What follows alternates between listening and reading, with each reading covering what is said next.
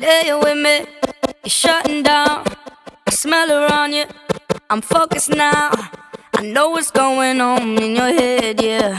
I know what's happened here in our bed, yeah. Your phone is buzzing, so pick it up. I know she calling, so what the fuck? I should've known that she stays a cheater. So here we are. And there goes the alarm, ringing in my head. Like somebody said, don't you trust him, no. Texting from his ex, what did you expect? Now you're lying here, no.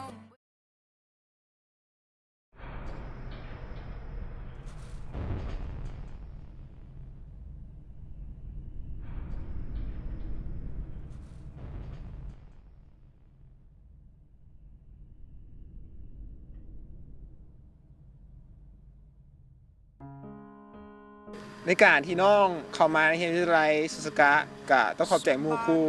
และที่สำคัญคือหมู่คนอีกคนเดียวที่สักส่วนให้น้องได้เข้าไปในกลุ่มของห้องและช่วยให้น้องได้มีหมู่ครูหลายคนรู้จักหมู่ครูหลายคนย้อนประสบการณ์ครั้งนั้นต้องขอบใจเราผู้นั้นให้คำปรึกษาเกี่ยวกับการเรียนกันสมมติเขาเข้าใจอย่างเขาก็สามารถปรึกษาเราได้เขาสามารถแบบพึ่งพาเราสามารถถามเราก็สามารถตอบเขาได้ในเรื่องการเรียนการสอนอย่างแบบนี้ก็เป็นคนดีคนหนึ่งแต่ว่าคิดว่าเราเป็นชายที่ดีเลยเพื่อเป็นมู่ที่ดีเป็นได้ทุกสิ่งทุกอย่างแบบเขามีปัญหาอย่างเขาสามารถปรึกษาเราได้ทุกอย่างการศึกษาในวิทยาลัยสุสกาครั้งนี้ก็เขาโชคดีที่มีมิตรสหายที่ดีเขามีเพื่อนร่วมห้องที่ดีเฮ็ดให้เขาผ่านหลายๆอย่างมานำกันได้ซึ่งในห้องเรียนของพวกเขาเนาะก็มีหมู่ผู้หนึ่งเนาะซึ่งเป็นนักเรียนที่เก่งดีเป็นที่พึ่งของหมู่ครูได้หลายคนและความรู้สึกของ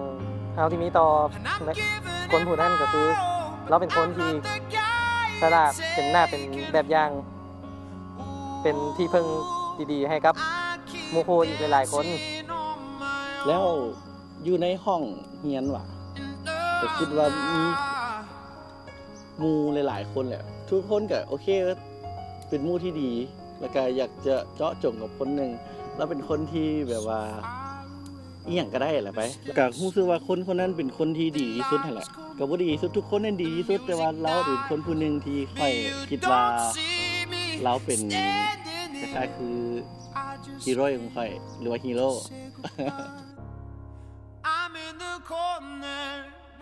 เป็นคนเก่งในห้องเพราะว่าใครที่อยู่กับเรานะจะรู้สึก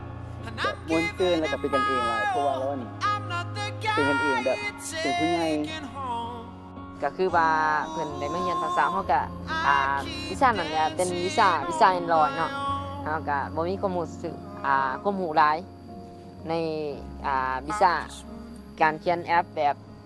Android ก็คือเฮาก็ได้ปรึกษาเพิ่นก็มีความรู้หลายการแนะนำเฮาในทางที่ดีแล้วก็มีความรู้สึกที่ว่ารู้สึกพิเศษหลายกับเพิ่นเป็นคนที่เสียสละแล้วก็แนะนำเขาไปทางที่ดีตลอดมาคล้ายๆคืออ่อนไหวในหนึ่งแรกๆนี่เคยแรกๆก็จะเป็นคนที่เบิ่งบ่ออกได้เป็นคนที่บ่เก่งปานใดแต่ว่าสุดท้ายมาเก่งกันเขาอีก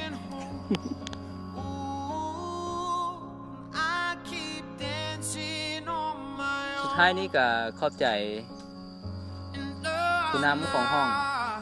อรุณไซมีไซยราชเนาะผู้ต่างหน้าแล้วก็ผู้เสียสละในทุกๆเรื่องงานที่หมู่เพื่อนต้องขอบใจตี้เนาะเพราะว่าเราให้คำปรึกษาทุกอย่างบ่ว่าจะเป็นเรื่องคะแนนหรือว่าเวียกงานในห้องแล้วก็เรื่องอื่นๆหรือว่าเฮาบ่ทบบ่ทันบ่หรือว่าโทรหาเราอย่างเงี้ยเราจัดการให้ได้ก็อยากขอบใจหมู่ครูผู้ที่บอกเขาเนาะสมมุติเขาเรียนบ่เข้าใจเขาถามเพิ่นถามเราหรือว่าจังได๋เขา เราก็สามารถตอบได้แล้วก็อยากขอบใจเราที่ให้คำปรึกษาเฮา I keep dancing on my own in the night. Sit down in the corner, watching you kiss her. Oh no, and I'm right over here. Why can't you see me? สุดท้ายนี้มูอย่างไรแค่ขอบใจเดอร์ตี้ Happy Birthday ในวันสุขสันต์วันคล้ายวันเกิดของบอสหัวหน้าห้อง CS8B ภาคคำขอขอบใจ Happy Birthday สุดท้ายนี้ก็ขออวยพรหมู่เนาะ Happy Birthday เด้อบ่มีหยังหลายเว้าหลายกว่านี้ละ Happy Birthday สุดท้ายนี้ก็แฮปปี้เบิร์ธเดย์เนาะตี้ขอให้โชคดีในวันเกิดปีนี้ ขอให้ประสบผลสำเร็จในหน้าที่การงานต่อไป ขอบใจ แฮปปี้เบิร์ธเดย์เดตตี้ซื้อคาลิฮาดไปหาแล้วนี่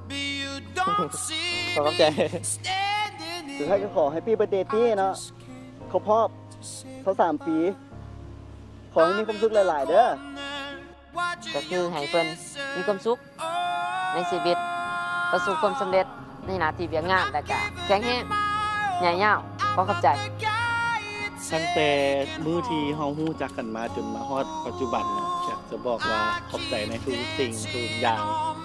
ที่บ่ว่าจะเป็นทุกๆเรื่องแหละขอบใจทุกๆเรื่องสำหรับที่ผ่านมาแต่สุดท้ายนี้ก็ขออวยพรให้เจ้ามีความสุขแล้วก็มีปรารถนาสิ่งใดขอให้ได้สิ่งนั้นนะครับแต่งงานไวๆนะสุขสันต์วันเกิดที่ สุดท้ายก็บูมีอย่างแล้วแบบ ตอนนี้ก็แบบพอนเอง แต่ก็มาสู่คนแบบว่าอยากเฮ็ดคลิปตัวนี้ออกมาให้ดีที่สุด